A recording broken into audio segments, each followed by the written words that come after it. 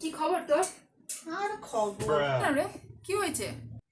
আর কি বলবো ভাই, একটা ছেলেকে তো ভালোবাসি, কিন্তু মাকে কিছুতেই বলতে পারছি না যে আমি ওকে ভালোবাসি। ও এই ব্যাপার, এটা তো কোনো ব্যাপারই না। শোন, আমি একটা ভালো আইডিয়া দিচ্ছি। তাই? কি আইডিয়া বল না।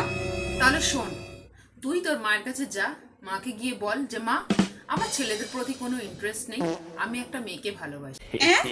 কি বলছিস ভাই? এটা শুনে তো মা পিঠের চামড়া গুটিয়ে দেবে। আরে দেখ, এই প্ল্যানটাই কাজ করবে।